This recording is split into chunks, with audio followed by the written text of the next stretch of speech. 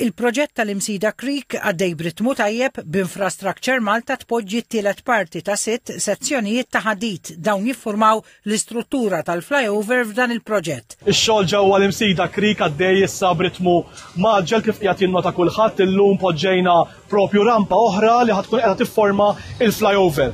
Apparti minn hekk għaddej xogħol b'saħħtu ħafna wkoll fuq il-parti tax-xatt ta' dan is-sit. Numru ta' siti differenti illi flimkien jaqdu il-proġett. Jiżnu 46 tunnellata b'kejl ta' 26 metru tul u 7 metri u nofs wisa.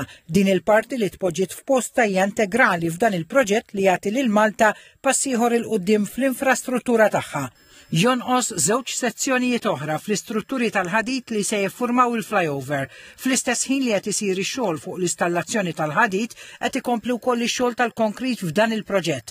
Infrastructure Malta qalet li minħabba l-kurvatura tal-flyover ix-xogħol tal-konkrit irid isir biċċa biċċa biex tkun iffurmata l-bażi tal-pont tal-proġett. Il-Ministru għat-Trasport, Infrastruttura u Xogħlijiet Pubbliċi Chris Bonnet għalli dan huwa proġett kollu magħmul Malta minn kumpaniji Maltin u dan juri l-ħiliet tal-Maltin li kapaċi jidħlu għal proġetti komplikati bħal dan.